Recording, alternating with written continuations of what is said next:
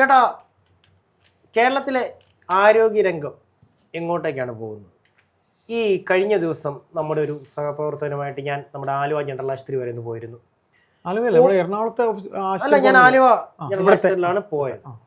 Medical college നിലവാരത്തിലുള്ള ആശുപത്രി എന്ന് സ്വയം അവകാശപ്പെടുന്ന ഈ പറയുന്ന ജനറൽ ആശുപത്രിയിൽ പോയിട്ട് എനിക്ക് ഒ പിയിൽ ഏകദേശം 5 മണി മുതൽ 9 മണി വരെ കുത്തിയിരിക്കേണ്ട അവസ്ഥ വന്നു. ചോദിച്ചവ പറഞ്ഞത് ഡോക്ടർമാരുടെ ഒ പി ബഹിഷ്കരണമാണ് എന്നാണ് പറഞ്ഞത്. ശരിക്കും പറഞ്ഞാൽ ഡോക്ടർമാരെ ദൈവത്തെ പോലെ കാണുന്ന ഒരു നാടാണ് നമ്മുടെ കേരളം, അല്ലേ? ഡോക്ടർമാരാണ് ദൈവങ്ങൾ. കാരണം ദൈവത്തെ ഇറങ്ങാൻ പറ്റാത്തടത്ത് നഷ്ടപ്പെട്ടു പോയ ജീവൻ പിടിച്ചു വരുന്ന ഡോക്ടർമാരുടെ സമരത്തിലേക്ക് പോകുമ്പോൾ ഇവിടുത്തെ പൊതുജനങ്ങളുടെ ആരോഗ്യത്തിനും ജീവനും എന്താണ് സംരക്ഷണമുള്ളത്? എന്തുകൊണ്ടാണ് മന്ത്രി വീണ ജോർജ്, നമ്മുടെയൊക്കെ പഴയ സഹപ്രവർത്തകയാണ്, നമ്മുടെയൊക്കെ ഫീൽഡിൽ നിന്ന് തന്നെ വന്നതാണ്, പക്ഷേ അവരെ മുഖ്യമന്ത്രിക്ക് പഠിക്കുകയാണോ എന്നൊരു സംശയം എനിക്കിപ്പോൾ ഉണ്ട്. കാരണം ഈ ഒരു വിഷയത്തിൽ സർക്കാർ ഇടപെടുന്നില്ല എന്ന് തന്നെയാണ്. പോരാത്തതിന് ചെറിയ ഒരു പുണ്ണിനെ ആവശ്യമില്ലാതെ നാവ് കൊണ്ട് കയറി ചൊറിഞ്ഞ് ഒരു വലിയ വ്രണമാക്കി ആ വിഷയത്തെ കൂടുതൽ ദൃഢമാക്കിക്കൊണ്ട് പോയിരിക്കുകയാണ്. ഇപ്പോൾ ഒ പി ബഹിഷ്കരണം അടുത്ത നിലവാരത്തിലേക്ക് കടന്നിരിക്കുകയാണ്. ഇന്നത്തെ ഡോക്ടർമാരുടെ പ്രസ്താവന, ഡ്യൂട്ടി സമയം കഴിഞ്ഞാൽ ഇനി എത്ര വലിയ ആവശ്യങ്ങളുണ്ടെങ്കിലും ഹോസ്പിറ്റലിൽ ഇരിക്കേണ്ട ആവശ്യമില്ല എന്നും തങ്ങളുടെ ഡ്യൂട്ടി കഴിയുന്ന മുറയ്ക്ക് വീട്ടിലേക്ക് പോകുമെന്നുമാണ് ഡോക്ടർമാർ പറഞ്ഞിട്ടുള്ളത്. ഇത് ശരിക്കും പറഞ്ഞു കഴിഞ്ഞാൽ ആരോഗ്യ വകുപ്പിൻ്റെ, നമ്മുടെ ആരോഗ്യമന്ത്രി വീണ ജോർജിൻ്റെ പരാജയം തന്നെയല്ലേ? ഇത് അവർ വിചാരിച്ചു കഴിഞ്ഞാൽ ഒത്തീർപ്പാക്കാവുന്ന ഒരു വിഷയത്തെയല്ലേ ഇപ്പോൾ വലിയ ഒരു പ്രശ്നത്തിലേക്ക് കൊണ്ട് തള്ളിയിരിക്കുന്നത്? എന്താണ് ചേട്ടൻ്റെ അഭിപ്രായം? പ്രശാന്ത്, ഇതിനകത്ത് നമ്മൾ ഒരൊറ്റ മറുപടി മാത്രമേ പറയാനുള്ളൂ. ഈ ഡോക്ടർ പ്രൊഫഷനെ പ്രശാന്ത് പറഞ്ഞ ആ ഒരു വില നൽകിയിരുന്ന ഒരു കാലം ഉണ്ടായിരുന്നു. അപ്പോൾ നമ്മൾ ചെറുതായിട്ടൊന്ന് ചുരുക്കി പറയാം പ്രശാന്ത്. ഒരു ചെറിയ സംഗതി കൂടെ നമുക്കിതിൽ പറയാം. പ്രശാന്ത് ഒരു ഇൻസിഡൻ്റ് ആണ് പറഞ്ഞത്. പ്രശാന്ത്, എൻ്റെയൊക്കെ ചെറുപ്പകാലത്ത് പ്രശാന്ത് ഞാനും തമ്മിൽ കുറച്ച് ഏജ് ഡിഫറൻസ് ഉണ്ട്, നല്ല ഡിഫറൻസ് ഉണ്ട്. അപ്പോൾ പ്രശാന്ത്, ഞങ്ങളുടെയൊക്കെ ചെറുപ്പകാലത്ത് ശിശുരോഗ ഡോക്ടർമാരുണ്ട്, ശിശുരോഗ വിദഗ്ധരുണ്ട്, അല്ലെങ്കിൽ പോട്ടെ അല്ലാത്ത ഡോക്ടേഴ്സ് ഉണ്ട്. ഇപ്പോൾ ആ ഡോക്ടറിനെ കണ്ടാൽ തന്നെ നമ്മുടെ അസുഖം മാറും. ഇപ്പോഴും അങ്ങനെയുള്ള ഡോക്ടർമാരുണ്ട്. ഉണ്ട്. കൈപ്പുണ്യം എന്ന് പറയും, അല്ലെങ്കിൽ നിങ്ങളെ പറയണ്ട, നിങ്ങളെ കണ്ടാൽ തന്നെ പറയും നമ്മളെ ഒന്ന് തൊട്ടാൽ മതി, അതാണ് നിങ്ങൾ ദൈവത്തിന് തുല്യമെന്ന് പറയുന്നത്. ഇന്ന് ഡോക്ടേഴ്സിൽ ആർക്കുണ്ട് മനുഷ്യന്റെ സ്വഭാവം? ഞാനൊരു ചെറിയ ഉദാഹരണം കൂടെ ഞാനൊരു ചെറിയ ഉദാഹരണം കൂടെ നിങ്ങളോട് പറയാം. ഞാനിപ്പോൾ വരുന്ന വഴി, നമ്മുടെ ഓഫീസിലേക്ക് വരുന്ന വഴി, എൻ്റെ മുന്നിൽ ഒരു ഡോക്ടർ സ്റ്റിക്കർ ഒട്ടിച്ച ഒരു മാരുതി 800 കാറ് പോകുന്നു. ഡോക്ടർ സ്റ്റിക്കർ ഒട്ടിച്ച കാറ്. ഞാൻ നോക്കുമ്പോൾ അതിൻ്റെ പെട്രോളിൻ്റെ ടാങ്കിൻ്റെ ഇത് തുറന്നു കിടക്കുന്നു. പെട്രോൾ ടാങ്കിൻ്റെ ക്യാപ്പ് തുറന്നു കിടക്കുന്നു. സ്വാഭാവികമായി ആരായാലും അത് കണ്ടാൽ പറയും, മാനുഷിക പരിഗണന നമ്മൾ കണ്ടാൽ പറയും. കാര്യം വലിയൊരു അപകടം അതുകൊണ്ട് ഉണ്ടാവാനുള്ള സാധ്യതയുണ്ട്. ഡോക്ടർ സ്റ്റിക്കർ ഒട്ടിച്ച വണ്ടിയാണേ, അത് ഒന്നുകൂടെ ഞാൻ പറയുകയാണ്. ഈ ഡോക്ടർ സ്റ്റിക്കർ ഒട്ടിച്ച വണ്ടിക്ക് ഞാൻ വലത്തും ഇടത്തും ഫോൺ അടിച്ച് എന്താണ് സംഭവം എന്ന് പറയാൻ നോക്കുമ്പോൾ ഇദ്ദേഹം എന്നെ തുറിച്ച് നോക്കുന്നു, ഈ ഡോക്ടർ. എന്നിട്ട് എൻ്റെ ബൈക്കിനേക്കാൾ സ്പീഡിൽ ഇദ്ദേഹം എടുത്തുകൊണ്ട് പോകുന്നു. അപ്പോൾ ഞാൻ എന്ത് ചെയ്തു? ദൈവമേ, ഇതിങ്ങനെ തുറന്നു കിടക്കുകയാണല്ലോ, എന്താവും സംഭവം എന്ന് നോക്കി ഞാൻ പിറകെ പോയപ്പോഴത്തേക്ക് ഞാൻ പെട്ടെന്ന് എന്തും വരട്ടെ എന്ന് ഞാൻ ഫ്രണ്ടിൽ കൊണ്ട് നിർത്തിയിട്ട് പറഞ്ഞപ്പോൾ അയാൾ എന്നോട് പറഞ്ഞത്, നിങ്ങളതൊന്നും പറയണ്ട, എനിക്കറിയാം ഇതൊക്കെ ചെയ്യാൻ. അപ്പോൾ ഒരു ഡോക്ടർ പ്രൊഫഷനിലെ ഒരാളുടെ പെരുമാറ്റത്തെ, സ്വഭാവത്തെ കുറിച്ചാണ് ഞാൻ ഇത്രയും ഒരു കഥ നിങ്ങളോട് പറഞ്ഞത്. ഡോക്ടർമാരില് മാന്യത എന്ന് പറയുന്നത് ഡോക്ടർമാര് മാത്രമല്ല, നമ്മുടെ പൊതുജനങ്ങളിലുള്ള ഒരു രീതിയാണ് ഈ തെറ്റ് കാണിച്ചു കൊടുത്തു കഴിഞ്ഞാൽ, തെറ്റ് ചൂണ്ടി കാണിച്ചു കൊടുത്തു കഴിഞ്ഞാൽ അതിനെ അംഗീകരിക്കാൻ അല്ല. ഞാൻ ഡോക്ടേഴ്സിന്റെ കാര്യം എന്ന് പറഞ്ഞാൽ പ്രൊഫഷൻ, നമ്മുടെ ഈ സംസാര ലോകത്ത് ഇപ്പോഴത്തെ ഏറ്റവും വലിയൊരു വിഷയം എന്ന് പറഞ്ഞാൽ ചേട്ടാ, ഇപ്പോൾ പോലും ഒരു വലിയ വിഷയമാണ്. ഇപ്പൊ ചേട്ടാ, ഒരു പുതിയൊരു വാർത്ത കൂടി പുറത്തേക്ക് വരുന്നത് പ്രകാരം ഈ ഒ പി ബഹിഷ്കരണത്തിനൊപ്പം തന്നെ നാളെ മുതൽ ശസ്ത്രക്രിയാ ബഹിഷ്കരണവും ആരംഭിക്കാൻ പോകുന്നു. പ്രശാന്ത് പറഞ്ഞു നമ്മുടെ ഓഫീസിലെ ആരെയോ കൊണ്ട് നിങ്ങൾ അവിടെ പോയി ക്യൂ നിന്നു എന്നുള്ള കാര്യം. പ്രശാന്ത്, എനിക്ക് ഒരാഴ്ച മുന്നേ, ഞാനത് രാഹുലുമായിട്ട് സംസാരിച്ചോ പറഞ്ഞു, ഒരാഴ്ച മുന്നേ എൻ്റെ ത്രോട്ട് ഇൻഫെക്ഷനായി ഞാൻ ഇവിടെ എറണാകുളം മെഡിക്കൽ കോളേജിൽ നിന്നൊരു കഥയുണ്ട്. എറണാകുളം ജില്ലാ ആശുപത്രി എന്നൊരു കഥ, നമ്മുടെ മഹാരാജ് കോളേജിനടുത്ത്. അപ്പോൾ ഇത്രയും പറയുമ്പോൾ നമുക്ക് മനസ്സിലായി ഈ ഡോക്ടേഴ്സിന്റെ സ്വഭാവത്തിൽ വരെ മാറ്റമുണ്ട്. അപ്പോൾ താൻ വലുത് എന്ന് മന്ത്രിയും അല്ല ഞങ്ങളാണ് വലുതെന്ന് ഡോക്ടേഴ്സും കാണിക്കുമ്പോൾ ഉണ്ടാകുന്ന ഒരു ഈഗോയാണ് ഇവിടെ കാണുന്നത്. നിങ്ങൾ പറഞ്ഞ പോലെ മന്ത്രി പിണറായി എന്ന മുഖ്യമന്ത്രിക്ക് പഠിക്കുകയാണോ, ആ ശരീരഭാഷ കാണിക്കാൻ പഠിക്കുകയാണോ?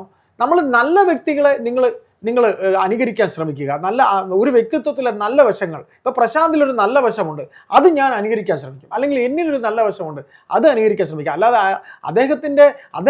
അദ്ദേഹം കാണിക്കുന്ന പോലെ കാണിച്ചാൽ വീണ ജോർജ് ഒരിക്കലും പിണറായി വിജയൻ ആകില്ല, അല്ലേ? ഒന്നാമത്തെ കാര്യം, ഈ വീണ ജോർജ് എന്ന് പറയുന്ന ആരോഗ്യവകുപ്പ് മന്ത്രി ഒരു പരിപൂർണ പരാജയമാണ്. കാരണം എന്ന് വെച്ച് കഴിഞ്ഞാൽ അവർക്ക് ആ ഒരു ഫീൽഡിനെ കുറിച്ച് ഒന്നും തന്നെ അറിയാമായിട്ട് വന്നിട്ടുള്ള ഒരു വ്യക്തി അല്ല. പോലെ ഒരാളിവിടെ മന്ത്രിയായിരുന്നാണല്ലോ. അവരിരുന്ന സമയത്ത് അവർ ചെയ്യേണ്ട കാര്യങ്ങളൊക്കെ, ഈ കൊറോണ വന്ന സമയത്ത് അവരുണ്ടായിരുന്നു, അവരെന്ത് ചെയ്തു എന്നുള്ളത് നമ്മൾ കണ്ടതാണ്. നിപ്പ വന്ന സമയത്ത് അവരുണ്ടായിരുന്നു, അവരെങ്ങനെ പ്രവർത്തിച്ചു എന്നുള്ളത് നമ്മൾ കണ്ടതാണ്. അവരെയും വീണ ജോർജിനെയും തമ്മിൽ നോക്കുകയാണെന്നുണ്ടെങ്കിൽ തമ്മിൽ ഭേദം തൊമ്മിയെന്ന് പറഞ്ഞ ഒരു ടീച്ചർ തന്നെയായിരുന്നു ഭേദം. ഏതായാലും പ്രശാന്ത്, ഇത് പറയുമ്പോൾ നമുക്കിത് വെറുതെ പറഞ്ഞു കളയാനുള്ളൊരു സംഗതിയല്ല. അവർ ഈ പറയുന്ന സമയം കഴിഞ്ഞാൽ അവർ പോകും, അവർ ഭീഷണിപ്പെടുത്തുകയാണ്. ഇപ്പം നമ്മുടെ ജീവൻ നമ്മുടെ കയ്യിൽ ആകെ തുച്ഛം വരുമാനമേ ഉള്ളൂ. ഇപ്പം നമ്മളെപ്പോലെ ഇവിടെ ഈ അന്യ ജില്ലയിൽ വന്ന് കിടക്കുന്ന ആൾക്കാർ ജോലിയിൽ നിന്ന് കിട്ടുന്ന വരുമാനം അതുകൊണ്ട് ഭക്ഷണം കഴിക്കും, എങ്ങനെയെങ്കിലും നമ്മുടെ നിത്യവൃത്തി കഴിച്ചു പോകും.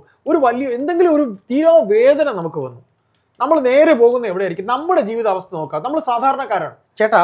ഇവിടെ നമ്മുടെ ഈ പ്രശ്നത്തില് എവിടെ നമ്മൾ ഏത് ആശുപത്രിയിലാണ് പോകുന്നത്? അത് തന്നെയാണ് ഞാൻ സാധാരണക്കാരന്റെ ആശുപത്രിയിലാണ്. ചേട്ടാ മുൻപ് പറഞ്ഞൊരു വാക്കുണ്ട്, അവർ ഭീഷണിപ്പെടുത്തുകയാണ്. ആ ഭീഷണിയുടെ ഡെപ്ത് എന്താണെന്നുള്ളത് നമ്മൾ പൊതുജനങ്ങൾക്ക് മനസ്സിലാക്കാൻ പറ്റാത്തതുകൊണ്ട്, അല്ലെങ്കിൽ നമ്മുടെ മന്ത്രിക്ക് മനസ്സിലാക്കാൻ പറ്റാത്തത് കൊണ്ടാണ് ഈ ഒരു വിഷയം വരുന്നത്. പക്ഷേ ഉദ്യോഗസ്ഥരുടെ ആവശ്യം, ഡോക്ടേഴ്സിന്റെ ആവശ്യം ഒരിക്കലും ജനുവൻ അല്ല നമ്മൾ പറയില്ല.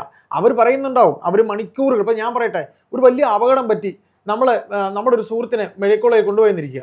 ഹൗസ് സർജൻ കുട്ടികളുടെ നിന്നാണ് ജോലി ചെയ്യുന്നത്, ശ്രദ്ധിച്ചിട്ടുണ്ടോ? പക്ഷെ നമ്മൾ ഡോക്ടേഴ്സിനെ, ഇപ്പൊ ഞാൻ ഒരു ഡോക്ടറെ ഒരു കാറിന്റെ പിറകെ പോയി പറഞ്ഞു, അദ്ദേഹത്തിനെ ഞാൻ കുറ്റം പറഞ്ഞു എന്നുണ്ടെങ്കിലും നല്ല ഡോക്ടേഴ്സ് ഒരുപാട് പേരുണ്ട്. എനിക്കറിയാവുന്നുള്ള, നിങ്ങൾക്കറിയാവുന്നുള്ള ദൈവതുല്യം നമ്മൾ കാണുന്നു. ഇപ്പൊ ശിശുരോഗ വിദഗ്ധരുടെ കാര്യം അറിയാമോ? അല്ല, എന്റെ കുഞ്ഞിനെ ചികിത്സിക്കുന്ന ഒരു ഡോക്ടറുണ്ട്. അവരെങ്ങനെയാണ്? കുട്ടിക്ക് പറയാനറിയോ? അല്ല, അച്ഛനും അമ്മയും പറയുന്ന കേട്ടല്ലേ പറയുള്ളൂ. അദ്ദേഹത്തെ കണ്ടു കഴിഞ്ഞാൽ കുഞ്ഞിന്റെ രോഗങ്ങൾ മാറുന്നത്. അതുപോലെ ആ കുട്ടിയുടെ കൈ ഇങ്ങനെ പിടിക്കും, മോൻ എന്താടാ പറ്റിയത്, എന്താ പറ്റിയത്, അങ്ങനെ കവിളിലൊരു തട്ട് കിട്ടും. പക്ഷെ അദ്ദേഹം ഒരു ശിശുരോഗ വിദഗ്ധൻ മാത്രമല്ല, അദ്ദേഹം വലിയവരെ ചികിത്സിക്കുന്ന ആളാണ്. ആയിക്കോട്ടെ, അദ്ദേഹത്തിനടുത്ത് ചെല്ലുന്ന എല്ലാവരും തന്നെ അദ്ദേഹത്തിന് ഒരു അച്ഛന്റെയും അമ്മയും പറയുന്ന കുട്ടിക്ക് പറയാൻ അറിയോ? ഇല്ലല്ലോ. അതിലൂടെയാണ് രോഗം നിർണ്ണയിക്കുന്നത്. നമ്മൾ തന്നെ ചെന്നാലും സാർ എനിക്ക് നമ്മൾ പോകുമ്പോൾ നമ്മുടെ ആ രോഗത്തിന്റെ അളവിന്റെ ഒരു മെഷർമെന്റ് നമുക്ക് പറയാം. 100 ഡിഗ്രി സെന്റിഗ്രേഡിൽ നമ്മുടെ വിഷമം കൊണ്ടാണ് നമ്മൾ പോകുന്നത്.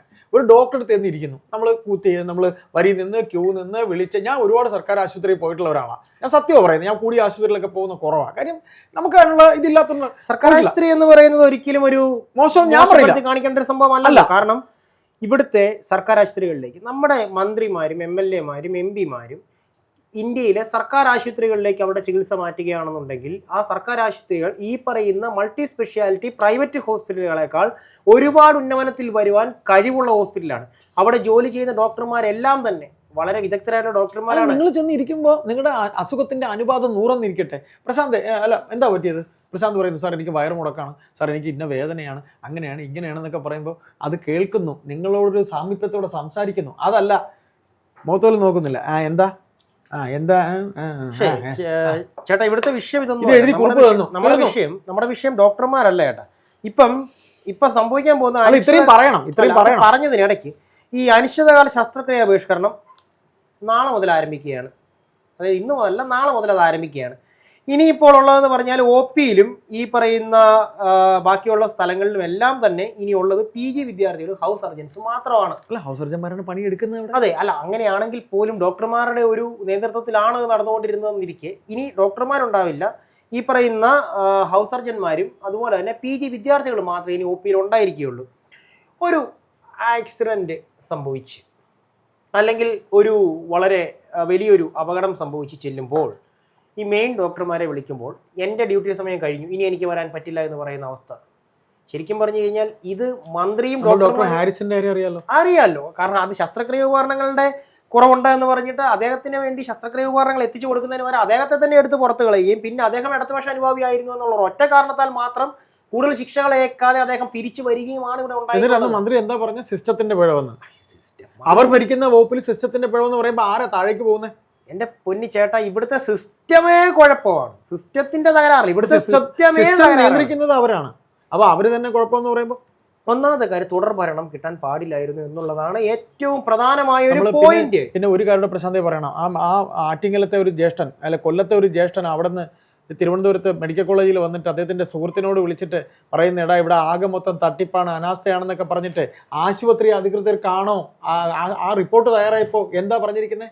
ആ റിപ്പോർട്ടിൽ ആരെ വെള്ളപൂശുകയാണ്? അപ്പൊ ഇതില് നമുക്ക് നമ്മുടെ സംസാരം അവസാനിപ്പിക്കുമ്പോൾ പ്രശാന്ത് പറഞ്ഞതുപോലെ നാളെ മുതൽ ഈ ബഹിഷ്കരണം വരുമ്പോൾ നമ്മുടെ ഈ സംസാരത്തിന്റെ തുടക്കത്തിൽ നമ്മൾ പറഞ്ഞ പോലെ നമ്മുടെ സുഹൃത്തിനെയും കൊണ്ട് രാത്രി നമ്മൾ അവിടെ ചെല്ലുന്നു, ഒരു വേദന എടുത്ത് പുളയുന്ന ഈ ചെറുപ്പക്കാരനെ കൊണ്ട് നമ്മൾ ചെല്ലുമ്പോൾ അവസാനം നമ്മൾ എവിടെ പോകേണ്ടി വരുന്നു? അവന്റെ ജീവൻ രക്ഷിക്കാനായി നമ്മുടെ കയ്യിലില്ലാത്ത കാശ് മുടക്കി നമ്മൾ സ്വകാര്യ ആശുപത്രിയെ തേടേണ്ടി വരുന്നു. ഇവിടെ കഴിക്കുന്നത് ആരുടെ സർക്കാർ? ഒറ്റ കാര്യം പറയാനുള്ളൂ, കുറച്ച് ചൂടുവെള്ളത്തിൽ മഞ്ഞളൊക്കെ ഇട്ട് കുടിച്ചേ ഇത് മാത്രമല്ല ഒരു കാര്യം ഇതിൽ ഒരു കാര്യം നമ്മൾ എടുത്തു പറയേണ്ടി വരും. ഇവിടെ മന്ത്രിക്കാണോ ഈഗോ കൂടുതൽ?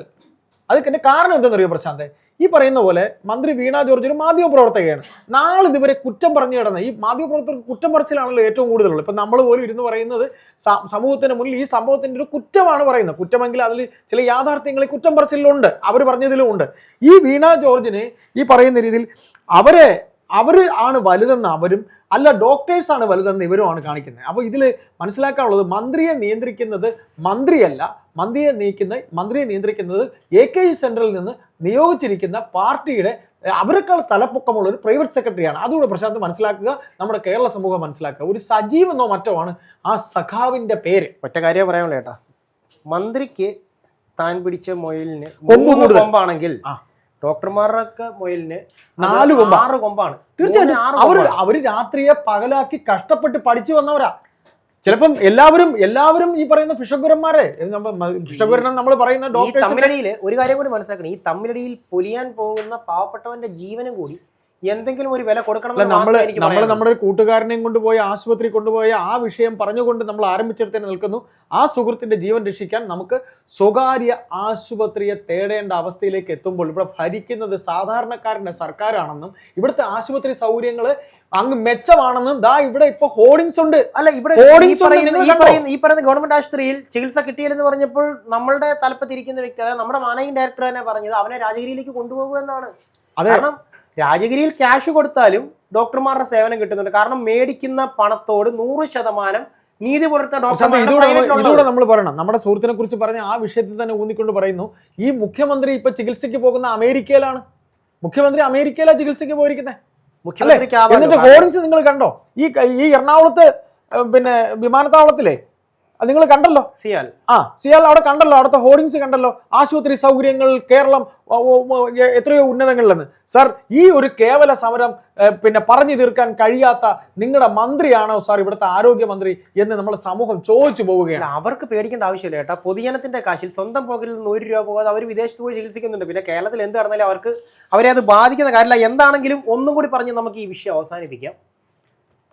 നമ്മുടെ ജീവന് ഇനി കുറച്ച് നാളത്തേന് നമ്മൾ തന്നെ സൂക്ഷിച്ചാൽ വലിയ കുഴപ്പമൊന്നും ഉണ്ടാവില്ല. ഡോക്ടർമാരെ പ്രതീക്ഷിച്ച് പോക്കറ്റ് കാലിയാവില്ല എന്ന് പ്രതീക്ഷിച്ച് ഗവൺമെന്റ് ഹോസ്പിറ്റലിൽ ആരും ചെല്ലണ്ട.